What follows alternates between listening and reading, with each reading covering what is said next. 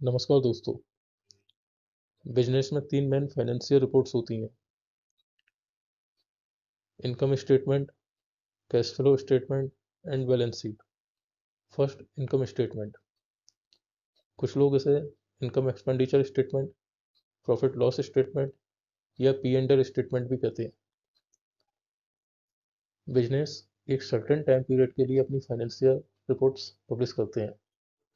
ये time period monthly हो सकता है, क्वार्टरली यानी 3 महीने का हो सकता है, हाफ ईयरली यानी 6 महीने का हो सकता है, 9 मंथ्स का हो सकता है या एनुअली यानी 12 महीने का हो सकता है। इंडिया में लगभग सभी बिजनेस क्वार्टरली और एनुअली रिपोर्ट्स पब्लिश करते हैं। उस सर्टेन टाइम पीरियड में बिजनेस को जो भी इनकम होती है और उससे रिलेटेड जो भी एक्सपेंस होते हैं, ये सभी इनकम स्टेटमेंट में रिकॉर्ड किए जाते हैं। इनकम स्टेटमेंट से बिजनेस की प्रॉफिटेबिलिटी का असेसमेंट किया जाता है। यदि इनकम अधिक है, एक्सपेंस कम है, तो इनकम माइनस एक्सपेंस जो डिफरेंस आएगा पॉजिटिव आएगा, यानी बिजनेस को प्रॉफिट होगा। और यदि इनकम कम है, एक्सपेंस ज़्यादा है, so income minus expense difference negative आएगा, यानी बिजनेस को लॉस हुआ है। Second, cash flow statement. उस टाइम पीरियड में बिजनेस में कैश का इनफ्लो और आउटफ्लो कैश फ्लो स्टेटमेंट में रिकॉर्ड किया जाता है। अब आप लोग कह सकते हैं कि सर, बिजनेस में इनकम हो रही है यानी कैश आएगा, एक्सपेंस मतलब कि कैश जाएगा, तो जब ये काम हमारा इनकम स्टेटमेंट से हो रहा है तो हम अलग से कैश फ्लो स्टेटमेंट क्यों बनाए? बिजनेस में अकाउंटिंग की दो मेथड्स होती हैं, यानी कि ट्रांजैक्शंस को रिकॉर्ड करने की दो मेथड्स होती है। First, cash accounting. Second, accrual accounting. Cash accounting कहती है कि आप ट्रांजैक्शंस अपनी बुक्स में जब रिकॉर्ड करो जब बिजनेस में कैश आए या कैश जाए। यदि आज किसी बिजनेस ने 30 दिन की उधारी पे 10,000 रुपये का माल बेचा और उसका कैश बिजनेस को 30 दिन बाद रिसीव होगा, तो बिजनेस उस ट्रांजैक्शन को 30 दिन बाद रिकॉर्ड करेगी, ना कि आज रिकॉर्ड करेगी। लेकिन एक्रूअल अकाउंटिंग कहती है कि जिस डेट में ट्रांजैक्शन हो रहा है उसी डेट में आप ट्रांजैक्शन अपनी बुक्स में रिकॉर्ड करो। जैसे कि बिजनेस ने आज 10,000 का माल बेचा है, तो आज की डेट में ही बिजनेस अपनी बुक्स में उस ट्रांजैक्शन को रिकॉर्ड करेगा, भले ही उसका पेमेंट उसको 30 दिन बाद आए। अब यहाँ एक केस ये भी हो सकता है कि कई बार 30 दिन से पहले ही पेमेंट आ जाए, या 30वें दिन ही पेमेंट आए, या 30 दिन के बाद पेमेंट आए, या पार्शियल पेमेंट आए, यानी कि 10,000 रुपये 2 बार में आए, 3 बार में आए। या एक सिनेरियो ये भी हो सकता है कि 10,000 में से 9,500 ही आए, 500 रुपये छोड़ने पड़े बिजनेस को। कई रीजन हो सकते हैं। या सामने वाली पार्टी डिफॉल्ट हो जाए तो बिजनेस को 10,000 में कुछ भी ना मिले। तो कई सारे केस हो सकते हैं। इसलिए एक्रूअल अकाउंटिंग मेथड बेस्ट मानी जाती है ट्रांजैक्शंस रिकॉर्ड करने के लिए, अकाउंटिंग करने के लिए। एंड लगभग सभी बिजनेस एक्रूअल अकाउंटिंग मेथड को ही यूज करते हैं। एक प्रैक्टिकल एग्जांपल से समझें। ये तो हम सभी जानते हैं कि ज़्यादातर सभी बिजनेस 1 अप्रैल से 31 मार्च तक का जो टाइम पीरियड होता है उसे अपना फाइनेंशियल ईयर मानते हैं। अब 29 मार्च को अगर बिजनेस ने कोई ट्रांजैक्शन किया, मान लीजिए कि 1 लाख रुपए का माल 29 मार्च को बिजनेस ने बेचा और उस पर 10% का प्रॉफिट बिजनेस बनाएगा, यानी कि 10,000 रुपये का प्रॉफिट बनाएगा। तो 31 मार्च को बिजनेस जब अपनी एनुअल क्लोजिंग करेगा, तो 29 मार्च को उसने जो 1 लाख रुपए का माल बेचा और उस पर 10,000 रुपये का जो प्रॉफिट हुआ, वो दोनों ही ट्रांजैक्शन रिकॉर्ड हो गए। लेकिन ये कब होगा? जब बिजनेस एक्रूअल अकाउंटिंग मेथड्स को यूज करेगा। लेकिन अगर बिजनेस कैश अकाउंटिंग मेथड्स को यूज कर रहा है और मान लीजिए कि अगर 30 दिन की उधारी पे वो माल बेचा है, तो बेचा उसने 29 मार्च को है और पेमेंट उसका अप्रैल में आएगा, 29 अप्रैल को आए या उसके एक दो दिन पहले, एक दो दिन बाद आए, तो कैश अकाउंटिंग के अंतर्गत तो वो उस ट्रांजैक्शन को रिकॉर्ड ही नहीं कर पाएगा। लेकिन एक्चुअल अकाउंटिंग में उसने उस ट्रांजैक्शन को भी रिकॉर्ड कर दिया और 31 मार्च को जब क्लोजिंग हुई तो उसका जो 10,000 रुपये का प्रॉफिट है वो भी रिपोर्ट किया। लेकिन यहाँ कंसर्न ये है कि बिजनेस ने 1 लाख का माल तो बेचा, लेकिन उस पे जो 10,000 रुपये का प्रॉफिट बनाया, वो प्रॉफिट अभी बिजनेस को रिसीव नहीं हुआ है। जो 10,000 रुपये का प्रॉफिट बिजनेस ने बनाया है वो सिर्फ कागजों में है। 1 लाख का माल तो बिजनेस बेच चुका, लेकिन उस पे जो 10,000 रुपये प्रॉफिट है वो सिर्फ कागजों में है बिजनेस के। अभी एक्चुअल में बिजनेस में 10,000 रुपये का प्रॉफिट आया कहाँ है? जब 1 लाख रुपये बिजनेस को रिसीव हो गए, जब 10,000 रुपये का प्रॉफिट बिजनेस का बनेगा। लेकिन हाँ, कागजों में 10,000 रुपये का प्रॉफिट उस फाइनेंशियल ईयर में वो रिकॉर्ड कर चुका। 30 दिन बाद जब वो पेमेंट, यानी जो उसका 1 लाख रुपये का कैश है, जब वो उसको रिसीव होगा, तो जिस डेट में वो रिसीव होगा, मान लीजिए कि 29 अप्रैल को उसने माल बेचा था और 29 मार्च को उसने माल बेचा था, 29 अप्रैल को कैश रिसीव होता है, तो 29 अप्रैल को जिस डेट में कैश रिसीव होगा वो डेट कैश फ्लो स्टेटमेंट में रिकॉर्ड होगी। तो कैश फ्लो स्टेटमेंट से बिजनेस की लिक्विडिटी का पता लगता है एंड इनकम स्टेटमेंट से बिजनेस के प्रॉफिटेबिलिटी का असेसमेंट किया जाता है। थर्ड है बैलेंस शीट।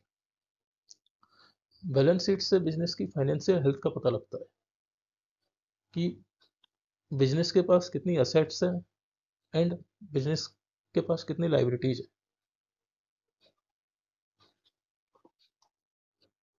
इस वीडियो में आज हम बैलेंस शीट और उसके एलिमेंट्स को समझेंगे।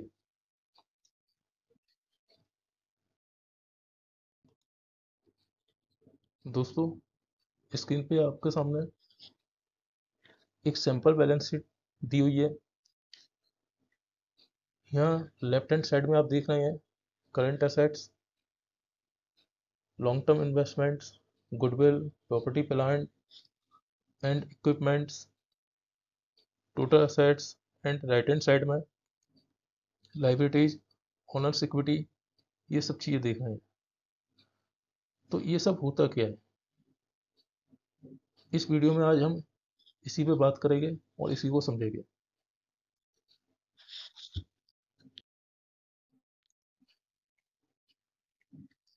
Assets equal to liabilities plus share holders equity, ये बेसिक अकाउंटिंग इक्वेशन है। इसे बैलेंस शीट इक्वेशन भी कहा जाता है। बैलेंस शीट सैंपल में आपने देखा सारी assets business sorry balance sheet के लेफ्ट हैंड साइड में रिकॉर्ड थी एंड सारी लाइबिलिटीज राइट हैंड साइड में रिकॉर्डेड थी एंड बिजनेस की total liabilities and share holders equity का सम बिजनेस की टोटल असेट्स के बराबर होता है। बिजनेस में असेट्स एंड लाइबिलिटीज दोनों ही लिक्विडिटी के आधार पर रिकॉर्ड की जाती हैं। मीन्स जो भी असेट्स कितनी जल्दी कैश में कन्वर्ट की जा सकती है उसको उस आधार पर रिकॉर्ड किया जाता है। जैसे कि कैश तो अपने आप में कैश है, तो सबसे पहले कैश को रिकॉर्ड किया जाएगा and property and real estate को हम उतनी जल्दी कैश में कन्वर्ट नहीं कर सकते हैं, उसको कैश में कन्वर्ट करने में टाइम लगता है, इसलिए सबसे लास्ट में रिकॉर्ड की जाती है। उसी तरह कौन सी लाइबिलिटी सबसे पहले पे करनी है वो सबसे पहले रिकॉर्ड की जाएगी, उसके बाद वाली, उसके बाद वाली। यानी कि जो भी लाइबिलिटी सबसे लास्ट में पे करनी है वो सबसे लास्ट में रिकॉर्ड की जाती है। लाइबिलिटीज दो तरह की होती हैं, current liabilities and non current liabilities. इसी तरह असेट्स दो तरह की होती हैं, current assets and non current assets.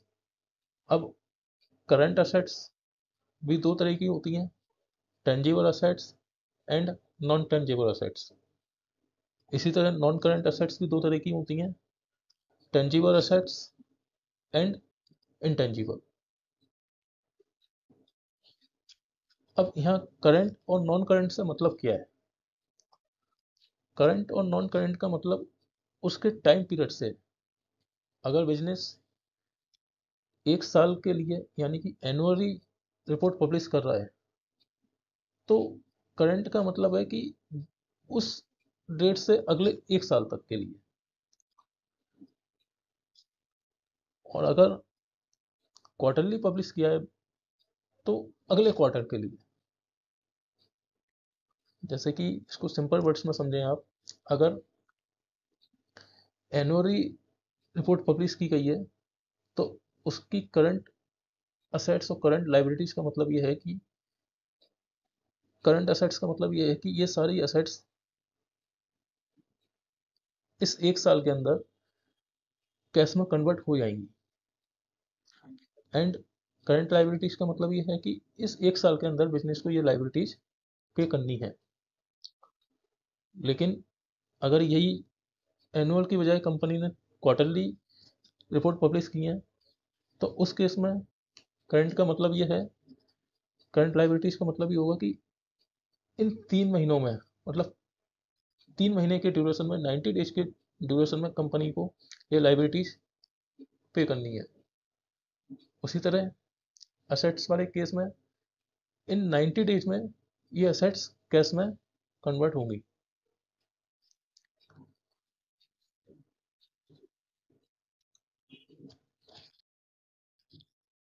Tangible assets and intangible assets, वो सारी असेट्स जिनको हम छू सकते हैं, टच कर सकते हैं, देख सकते हैं, जिनका फिजिकल एग्जिस्टेंस है। इन शॉर्ट आप ये समझें कि बहुत सारी असेट्स जिनका फिजिकल एग्जिस्टेंस है और जिनको हम टच कर सकते हैं, वो सारी असेट्स टेंजिबल असेट्स होती हैं। जैसे buildings, lands, machineries, furnitures, equipments, computer, cash, vehicles and so on. And इसके अपोजिट इंटेंजिबल असेट्स, जिनका फिजिकल एग्जिस्टेंस नहीं है, यानी कि जिनको हम टच नहीं कर सकते। जैसे कि licence, trademark, copyrights, patents, goodwill, brand name, legal contracts, ये सभी इंटेंजिबल असेट्स होती हैं बिजनेस के लिए। Current assets short term. Current assets को शॉर्ट टर्म असेट्स भी कहा जाता है। जैसा कि मैंने बताया, अगर बिजनेस एक साल के लिए फाइनेंशियल रिपोर्ट पब्लिश कर रहा है, तो करंट असेट्स का मतलब है कि एक साल के अंदर कैश में कन्वर्ट होना है। और अगर क्वार्टरली पब्लिश कर रहा है, तो जो असेट्स करंट असेट्स में रिपोर्ट की गई हैं, वो नेक्स्ट 90 डेज ये उससे कम में कैश में कन्वर्ट होना है।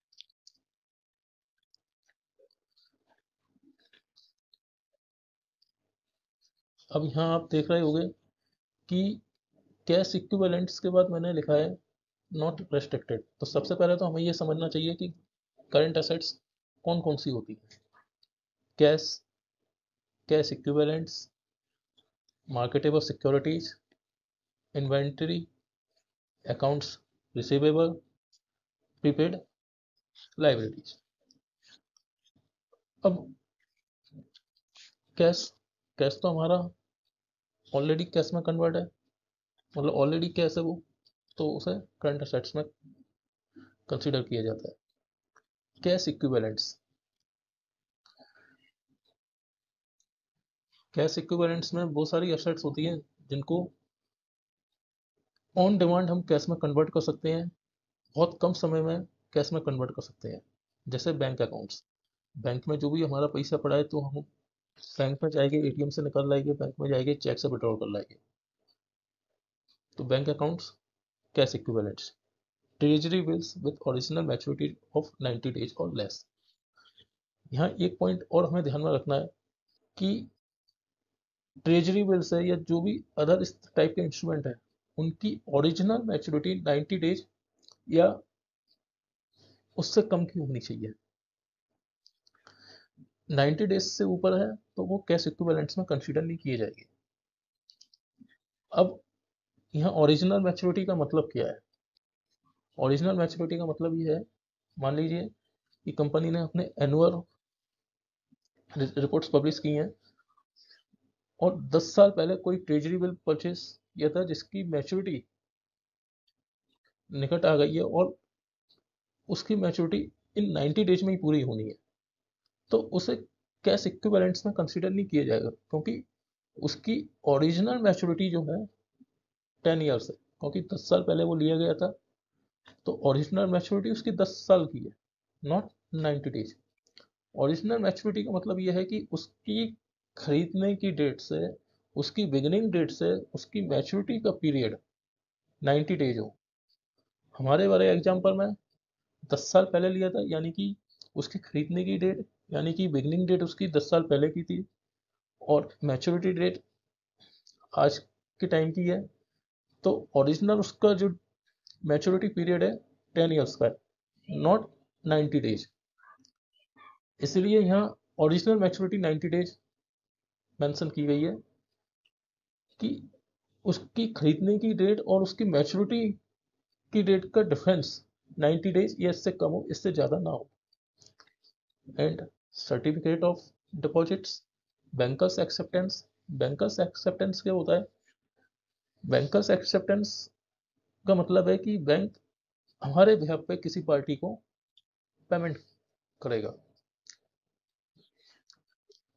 अब आप कह सकते हैं सर इसमें शेयर्स को भी हम कंसीडर कर सकते हैं कि शेयर को अगर हमारे डीमैट अकाउंट में शेयर पड़े और हम जब चाहे उसको बटन दबाया और हर उसको बेच दिया तो वो भी तो कैश इक्विवेलेंट्स होगा। उसको करंट असेट्स तो कंसीडर किया जाता है, बट कैश इक्विवेलेंट्स कंसीडर नहीं किया जाता, क्योंकि उसका ओरिजिनल मैच्योरिटी पीरियड जो है, या ये कहें कि उसका जो होल्डिंग पीरियड है वो लॉन्ग टर्म कंसीडर किया जाता है। अब ये लॉन्ग टर्म आपका 1 ईयर भी हो सकता है, 3 ईयर्स भी हो सकता है, ये ज़्यादा भी हो सकता है, लेकिन उसको 90 डेज वाले केस में कंसिडर नहीं किया जाता है। इसलिए as per law of finance and account, security मतलब शेयर्स को कैश इक्विवेलेंट्स में कंसिडर नहीं किया जाता है। नेक्स्ट है marketable securities, fixed income securities and equity securities. तो अभी हम जो बात कर रहे थे शेयर्स की, वो यहाँ आ गई equity securities.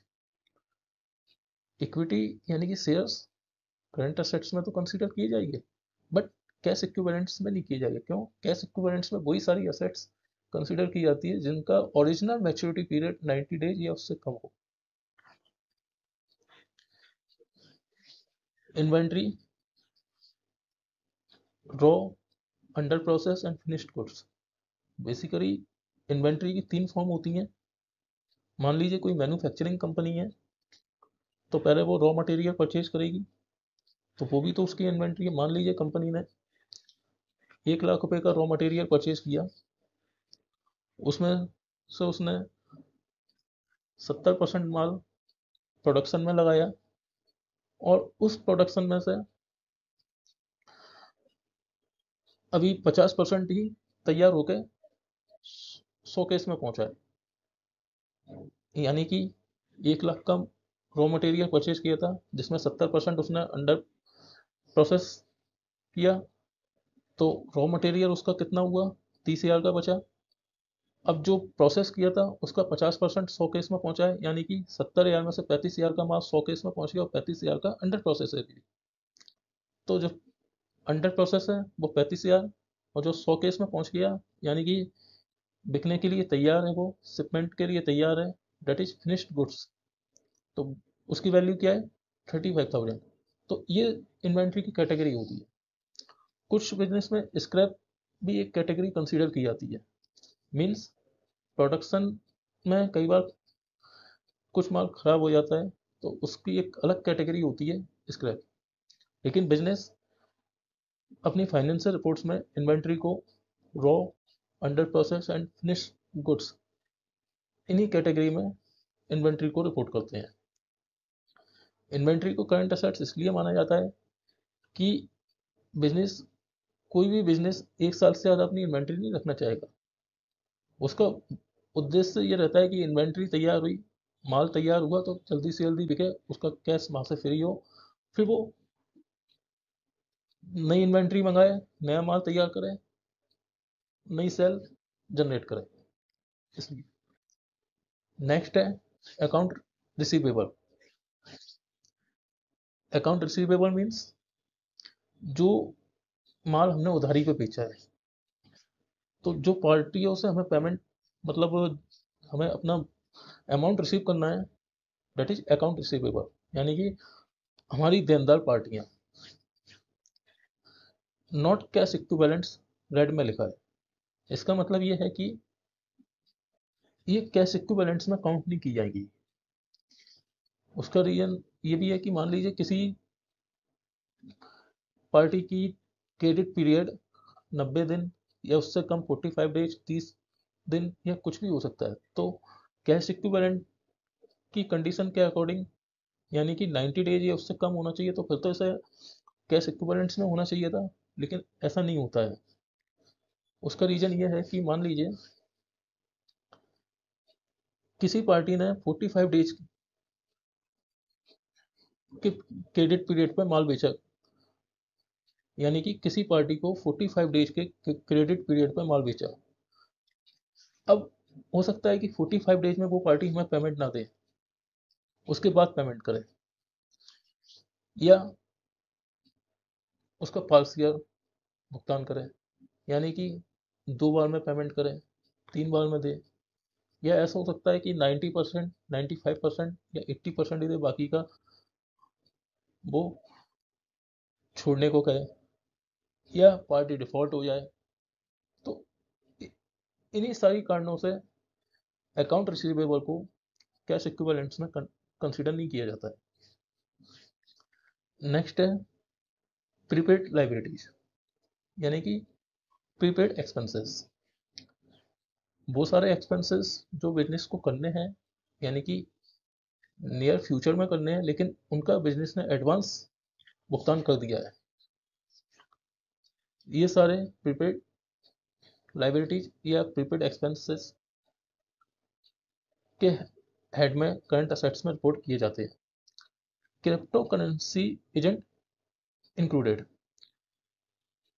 Crypto currency legal tender नहीं है एंड गवर्नमेंट द्वारा भी सपोर्टेड नहीं है, इसलिए इसे कैश या कैश इक्विवेलेंट नहीं माना जाता है।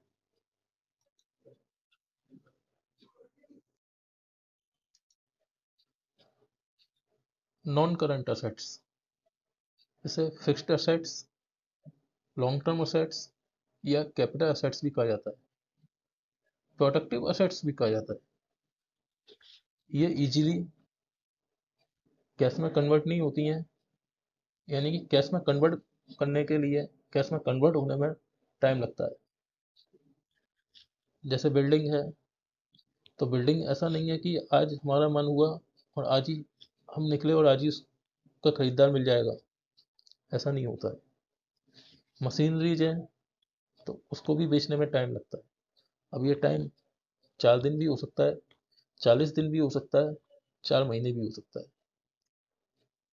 नॉन करंट असेट्स में buildings, land, machineries, computers, plant, furniture, goodwill, ये सब नॉन करंट असेट्स यानी लॉन्ग टर्म असेट्स होती हैं, यानी कि प्रोडक्टिव असेट्स होती हैं। Long term investments, long term investments यानी कि जिनका मैच्योरिटी 1 साल के बाद आएगी।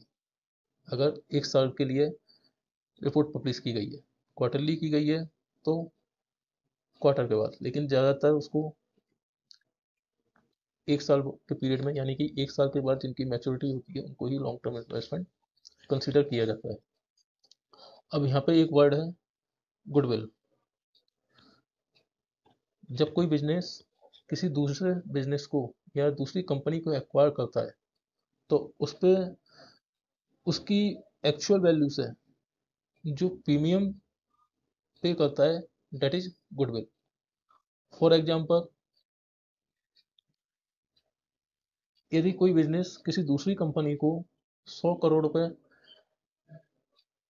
में खरीदता है और अगर उसकी एक्चुअल वैल्यू 95 करोड़ थी, यानी कि बिजनेस ने उस पर 5 करोड़ रुपए प्रीमियम दिया, तो ये 5 करोड़ रुपए बिजनेस अपनी बुक्स में एज अ गुडविल रिकॉर्ड करेगा और ये बिजनेस की लॉन्ग टर्म असेट्स यानी कि नॉन करंट असेट्स में रिकॉर्ड किया जाएगा।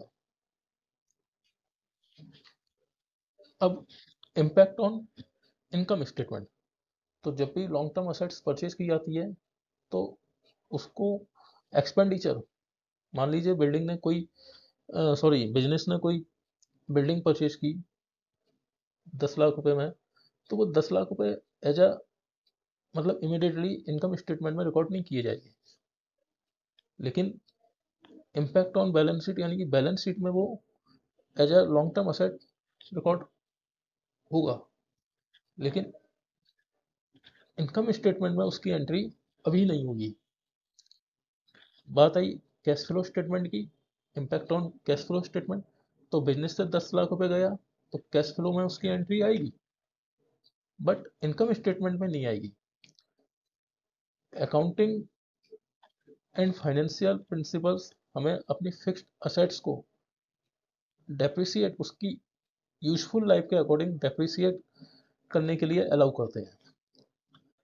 डेप्रिसिएट का मतलब है कि उस बिजनेस की जो भी यूजफुल लाइफ है तो उसकी टोटल कॉस्ट को उसकी लाइफ में बांट दिया जाएगा।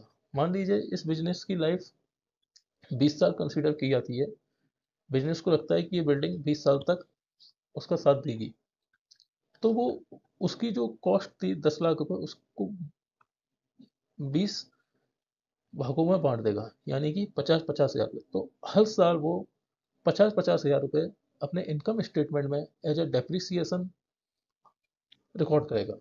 अब जब हर साल वो 50-50 हजार रुपए अपने इनकम स्टेटमेंट में एज ए डेप्रिसिएशन रिकॉर्ड करेगा, तो हर साल उतने ही अमाउंट से बैलेंस शीट में उसकी वैल्यू कम होती जाएगी। आज 10 लाख है, एक साल बाद 9.5 लाख हो जाएगी, क्योंकि 50 हजार रुपए एज ए डेप्रिसिएशन रिकॉर्ड किए गए हैं। नेक्स्ट ईयर फिर 50 हजार रिकॉर्ड हो गए, तो बैलेंस शीट में उसकी वैल्यू फिर 50 हजार कम हो जाएगी, 9 लाख रह जाएगी। लेकिन कैश फ्लो स्टेटमेंट में अब इस 50 हजार की एंट्री नहीं आएगी, क्योंकि कैश फ्लो स्टेटमेंट में तो ऑलरेडी वो 10 लाख रुपए पहले ही दे चुका। इसलिए डेप्रिसिएशन एंड एमोटाइजेशन एक नॉन कैश या स्पेशल एक्सपेंडिचर है कि बिजनेस के लिए तो एक्सपेंडिचर है, लेकिन उसमें कैश बाहर नहीं जाता है। जैसे कि जब इसने बिल्डिंग परचेज की तो उस समय कैश गया, लेकिन उस समय बिजनेस ने इसे खर्चा दिखाया ही नहीं। खर्चा दिखाना कब से शुरू किया, उसके एक साल बाद से 50-50 हजार रुपए के रूप में।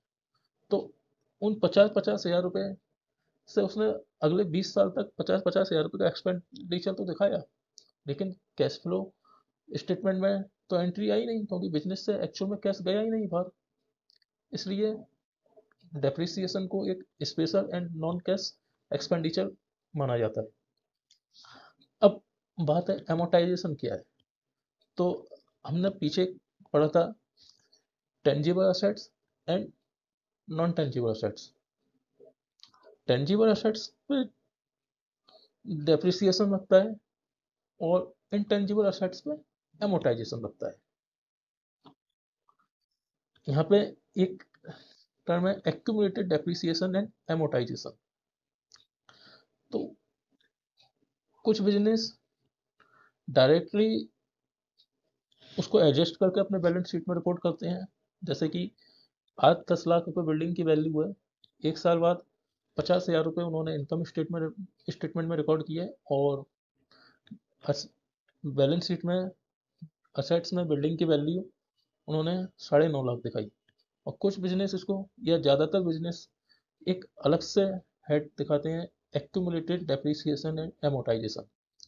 यानी कि इसके अंदर उस बिल्डिंग ही नहीं, बिजनेस के पास तो कई सारी लॉन्ग टर्म असेट्स होती हैं, तो जितना भी उन पे सब पे जो जो हर साल डेप्रिसिएशन लगता जाता है, एमोटाइजेशन जो जो लगता जाता है, वो सब उसमें ऐड होता जाता है। और उस, मान लीजिए कंपनी के पास 1 करोड़ रुपए की फिक्स्ड असेट्स हैं, और हर साल उस पर मान लीजिए कि वो 10-10 लाख रुपए डेप्रिसिएशन एंड अमोर्टाइजेशन का चार्ज करती है, तो उसकी जो नेट वैल्यू होगी, पहले साल 90 lakh, next year 80 lakh, next year 70 lakh, and इस बीच के पीरियड में कुछ नई असेट्स भी उसमें ऐड होगी। तो नई असेट्स ऐड होगी तो वहाँ उसकी वैल्यू बढ़ जाएगी, और नई असेट्स नेक्स्ट ईयर से उस पर भी डेप्रिसिएशन चार्ज होगा, तो उसका अमाउंट इस एक्यूमुलेटेड डेप्रिसिएशन एंड एमोटाइजेशन में ऐड हो जाएगा। ठीक है। और अब बात आती है नेट फिक्स्ड असेट्स। तो फिक्स्ड एसेट्स की जो ओरिजिनल कॉस्ट थी, और उस पे जो डेप्रिसिएशन जाने के बाद जो उसकी वैल्यू बचती है, that is book value of fixed assets, या net value of fixed assets.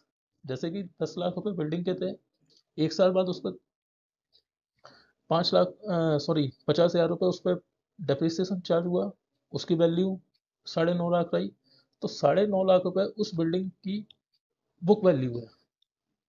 Next year फिर 50,000 उस पर चार्ज हुए, तो अब 9 लाख रुपए उस बिल्डिंग की बुक वैल्यू है, या नेट नेट वैल्यू है।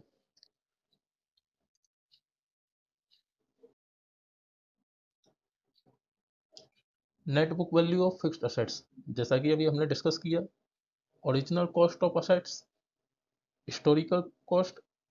हिस्टोरिकल कॉस्ट मीन्स आज कोई असेट्स हमने ली है, जैसे बिल्डिंग का ही एग्जांपल ले, अब उसकी हमने लाइफ 20 साल एज्यूम की है, तो वो 20 साल तक उस पर हमें डेप्रिसिएशन चार्ज करना है। तो 10 साल बाद तो फिर वो जो आज उसकी ओरिजिनल कॉस्ट है, जो उस 10 साल बाद, तो वो उसके लिए 10 साल बाद जब उसको हम बात करें तो हम यही कहेंगे कि इसकी हिस्टोरिकल कॉस्ट या ओरिजिनल कॉस्ट, इसलिए यहाँ हिस्टोरिकल कॉस्ट कॉस्ट लिखा है। एंड एक्यूमुलेटेड डेप्रिसिएशन, जैसा कि हमने बात किया कि 10 लाख रुपए बिल्डिंग की ओरिजिनल कॉस्ट है, पहले साल उस पर 50,000 चार्ज हुआ, 9.5 लाख रहा, नेक्स्ट ईयर फिर 50,000 चार्ज हुआ, 9 लाख रहा, फिर 50,000 चार्ज हुआ, 8.5 लाख रहा। तो ये उसकी बुक वैल्यू है, या net book value of fixed, उस बिल्डिंग की नेट बुक वैल्यू है। अगर कंपनी के पास टोटल 1 करोड़ रुपए की फिक्स्ड असेट्स हो, 10-10 लाख रुपए वो सर उस पर डेप्रिसिएशन का चार्ज कर रही है, तो आज 1 करोड़ है, एक साल बाद 10 लाख रुपए उस पर चार्ज हुआ, 90 लाख बचा, तो 90 लाख रुपए बिजनेस की net book value of fixed assets है। यानी कि बिजनेस के पास जो फिक्स्ड असेट्स है, उसकी नेट बुक वैल्यू 90 लाख होगी। नेक्स्ट ईयर 10 लाख से कम हो जाएगी, 80 लाख हो जाएगी। Total assets, total assets equal to current assets plus net fixed assets plus other assets. Net fixed assets हम बात कर चुके हैं, यानी कि लॉन्ग टर्म असेट्स, या करंट असेट्स, वो सॉरी कैपिटल असेट्स, या प्रोडक्टिव असेट्स।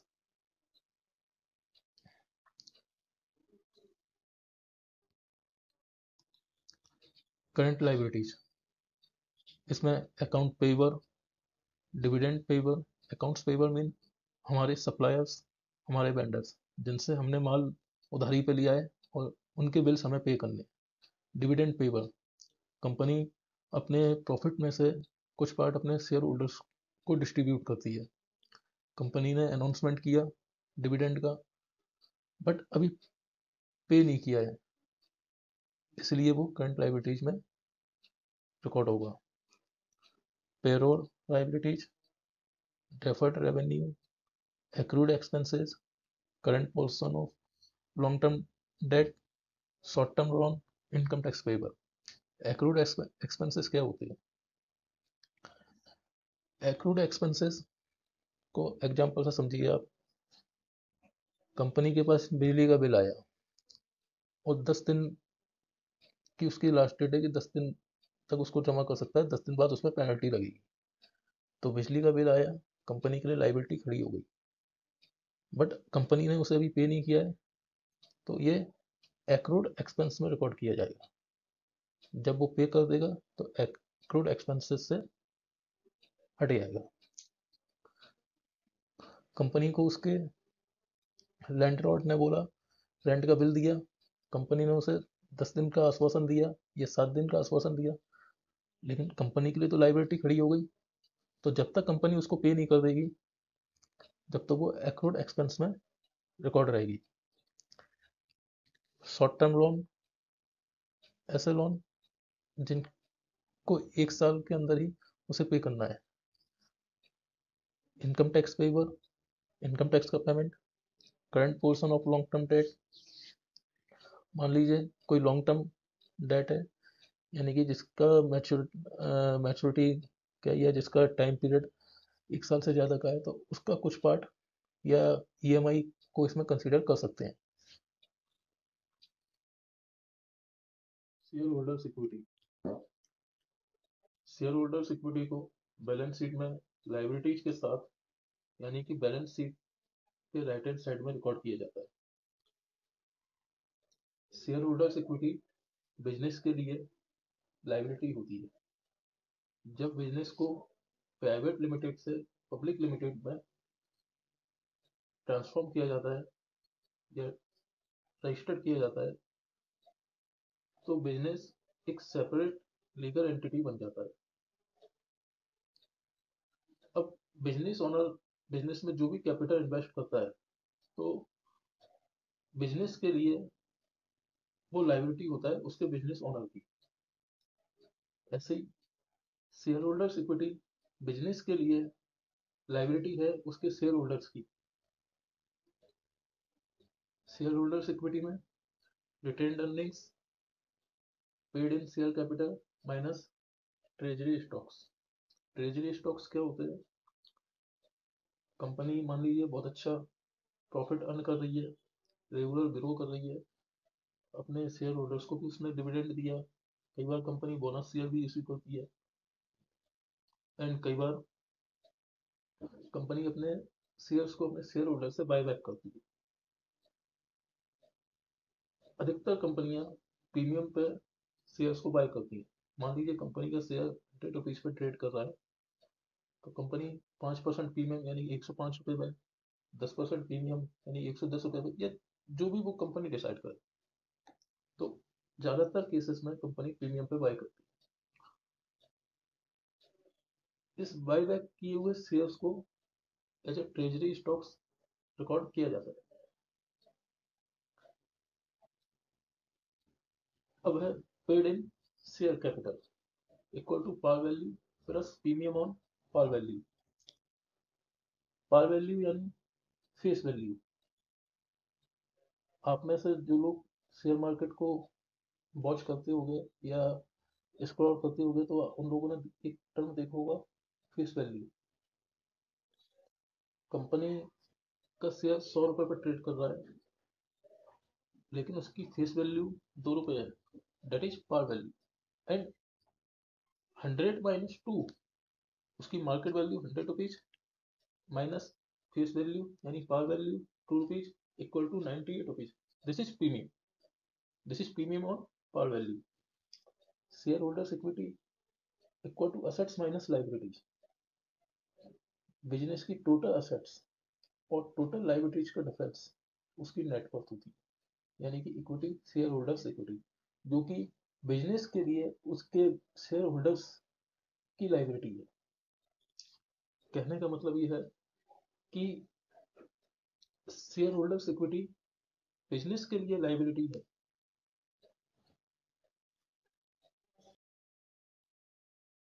डायरेक्ट कॉस्ट, इसे कॉस्ट ऑफ सेल्स भी कहा जाता है, and cost of goods sold and cost of service sold. अगर मैन्युफैक्चरिंग कंपनी है या रीसेलर कंपनी है कि दूसरे कंपनी से माल को परचेज करके और फिर रीसेल कर रही है, तो उस केस में cost of goods sold. And बहुत सी कंपनियां गुड्स एंड सर्विस दोनों में व्यापार करती हैं, तो उनके केस में कॉक्स यानी cost of goods sold and cost cost of service sold दोनों ही। एंड अगर सर्विस कंपनी है तो कॉस्ट ऑफ सर्विस सोल्ड यानी कि cost.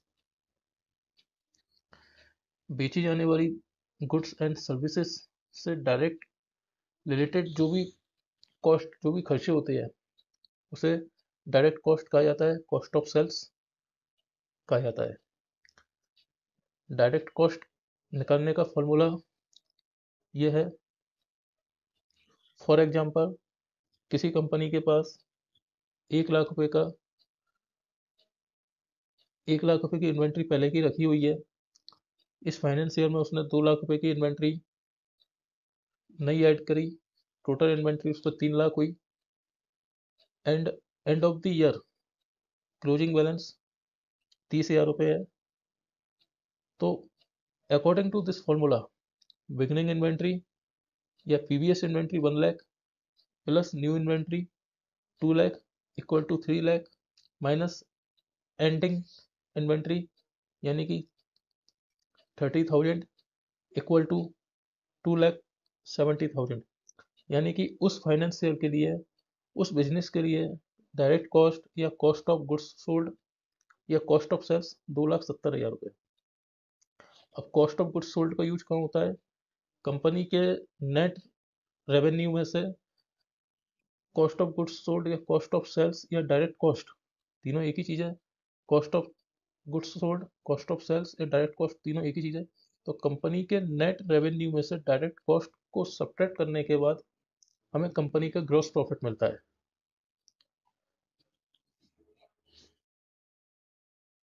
Gross profit, gross profit equal to net revenue minus के कॉस्ट ऑफ सेल्स या direct cost. Net revenue क्या है? नेट रेवेन्यू मीन्स कंपनी का total revenue minus discounts minus returns minus commission. Business को अपने business में discount भी देना पड़ता है, कई बार रिटर्न्स भी फेस करने पड़ते हैं, कमीशन भी पे करने पड़ते हैं। इन सबको एडजस्ट करने के बाद जो मिलता है date is net revenue. Gross profit margin, gross profit जैसा कि हमने अभी डिस्कस किया था, कंपनी के नेट रेवेन्यू में से उसकी डायरेक्ट कॉस्ट को सब्ट्रैक्ट करने के बाद हमें ग्रॉस प्रॉफिट मिलता है। ये ग्रॉस प्रॉफिट उस रेवेन्यू का कितना परसेंट है?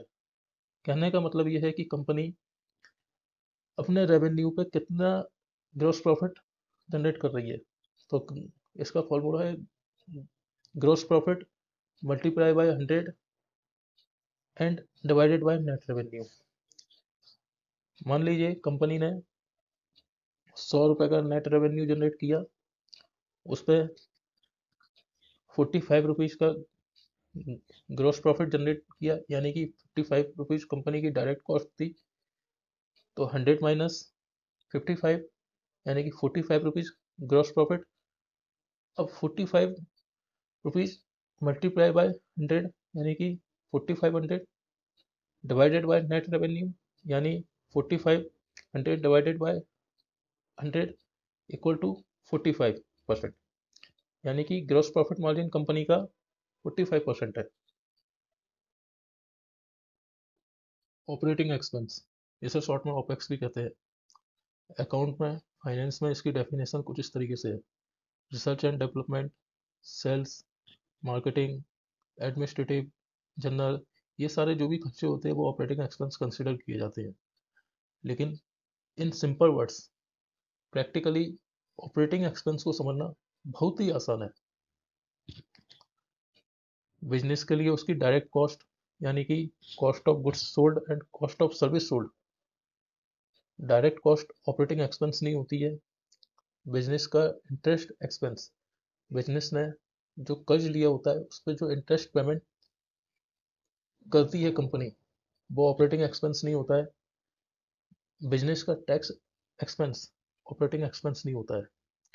यानी कि बिजनेस की direct cost, tax expense and interest payment, interest expense को छोड़ के बाकी सारे खर्चे ऑपरेटिंग एक्सपेंस होते हैं। फॉर एग्जांपल, किसी कंपनी ने या किसी बिजनेस ने फोटोकॉपियर मशीन बाय की, दैट इज कैपेक्स। और एनुअली उस पर पावर का और मेंटेनेंस का जो भी खर्च आया, that is opex, operating expense. Capital expense, जिसे शॉर्ट में कैपेक्स भी कहते हैं। बिजनेस के पास जो भी फिक्स्ड असेट्स होती है, नॉन करंट असेट्स होती है,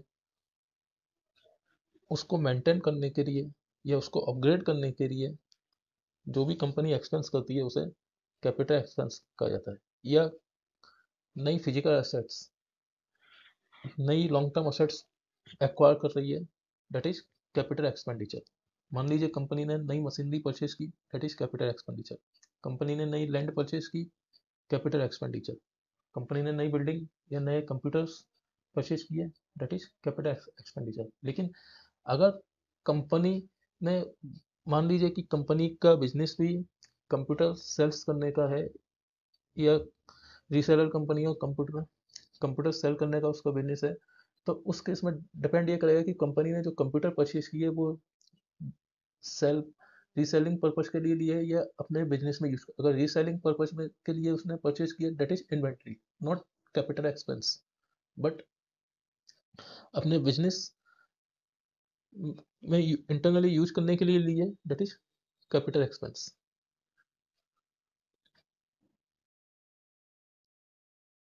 इनकम फ्रॉम ऑपरेशंस, ये कंपनी का ऑपरेटिंग प्रॉफिट होता है, इसे ऑपरेटिंग इनकम भी कहा जाता है। फाइनेंस में इसे ईबिट यानी earnings before interest and tax कहा जाता है। कंपनी के नेट रेवेन्यू में से सारे खर्चे निकाल देने के बाद जब सिर्फ टैक्स और इंटरेस्ट का पेमेंट करना बाकी रह जाता है, तो वो अमाउंट कंपनी का ऑपरेटिंग प्रॉफिट होता है। इसका फॉर्मूला है operating profit equal to net revenue minus direct cost. Net revenue में से डायरेक्ट कॉस्ट को निकाल देने के बाद ग्रॉस प्रॉफिट मिलता है। ग्रॉस प्रॉफिट में से ऑपरेटिंग एक्सपेंस को निकालने के बाद सिर्फ इंटरेस्ट और टैक्स का पेमेंट बाकी रह जाता है, that is earning before interest and taxes, यानी कि ऑपरेटिंग प्रॉफिट। ऑपरेटिंग प्रॉफिट में से पहले इंटरेस्ट का पेमेंट किया जाता है, जो अमाउंट बचता है that is profit before taxes, यानी पीबीटी। इस अमाउंट पर टैक्स कैलकुलेट किया जाता है और टैक्स पे किया जाता है। मान लीजिए कंपनी का ऑपरेटिंग प्रॉफिट 10 करोड़ रुपए है, कंपनी पे 2 करोड़ रुपए की इंटरेस्ट एक्सपेंस है। 10 करोड़ में से 2 करोड़ का पेमेंट कर देने के बाद कंपनी के पास 8 करोड़ रुपए बचते हैं, that is profit before taxes. अगर कंपनी 30% की दर से टैक्स पे करती है तो 8 करोड़ का 30% 2 करोड़ 40 लाख, यानी कि 2 करोड़ 40 लाख का पेमेंट करने के बाद 5 करोड़ 60 लाख रुपए कंपनी का नेट प्रॉफिट होगा। बॉटम लाइन, बॉटम लाइन को नेट प्रॉफिट के नाम से जाना जाता है, पीएटी यानी प्रॉफिट आफ्टर टैक्स के नाम से भी जाना जाता है, नेट इनकम के नाम से भी जाना जाता है, नेट अर्निंग्स के नाम से भी जाना जाता है, सेल्स प्रॉफिट के नाम से भी जाना जाता है। अभी हमने पढ़ा ऑपरेटिंग प्रॉफिट। ऑपरेटिंग प्रॉफिट में से इंटरेस्ट और टैक्स का पेमेंट करने के बाद का अमाउंट जो मिलता है हमें, डेट इज नेट प्रॉफिट। हमने एग्जांपल लिया था 10 करोड़ रुपए ऑपरेटिंग प्रॉफिट का, कि कंपनी का ऑपरेटिंग प्रॉफिट 10 करोड़ रुपए था, 2 करोड़ रुपए कंपनी ने इंटरेस्ट में पे किए, कंपनी पे 8 करोड़ रुपए बचे। 8 करोड़ रुपए that is profit before tax amount. Company ने 30% की दर से टैक्स का पेमेंट किया, 8 करोड़ रुपए का 30% यानी कि 2 करोड़ 40 लाख। कंपनी ने टैक्स का पेमेंट किया, कंपनी पे 5 करोड़ 60 लाख बचे, that is net profit for company.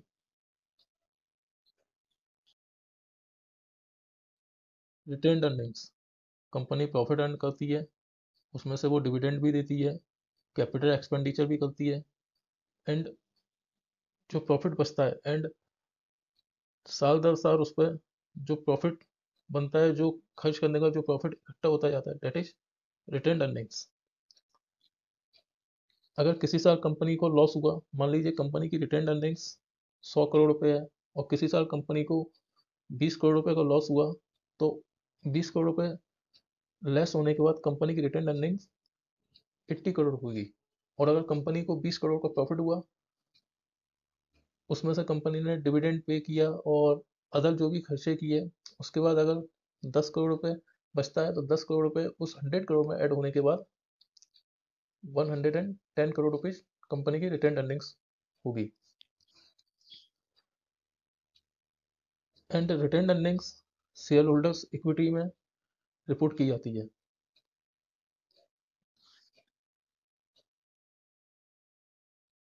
Net cash flow का फॉर्मूला है beginning cash balance plus cash inflows during the period minus cash outflows during the period. मान लीजिए and of the finance year 24 company के पास 1 करोड़ का cash है, finance year 25 में company के पास 20 करोड़ का इनफ्लो रहता है एंड 15 करोड़ का आउटफ्लो रहता है। तो फाइनेंस ईयर 25 के एंड में कंपनी का नेट कैश फ्लो 6 करोड़ होगा, क्योंकि बिगनिंग कैश बैलेंस मतलब फाइनेंस ईयर 25 की बिगनिंग में कैश बैलेंस कंपनी के पास 1 करोड़ था। फाइनेंस ईयर 25 में कंपनी पे 20 करोड़ का इनफ्लो जनरेट हुआ, 1 crore plus 20 crore total 21 crore, and finance year 25 में आउटफ्लो 15 करोड़ का था। यानी कि 21 करोड़ में से 15 करोड़ को माइनस करेंगे, इक्वल टू 6 करोड़, 6 करोड़। तो फाइनेंस ईयर 25 के एंड में कंपनी के पास 6 करोड़ का नेट कैश फ्लो रहेगा, यानी कि नेट कैश बैलेंस रहेगा।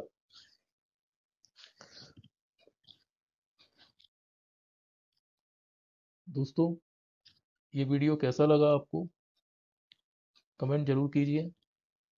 हम और बेहतर करने के लिए तत्पर और प्रयासरत हैं। Thank you.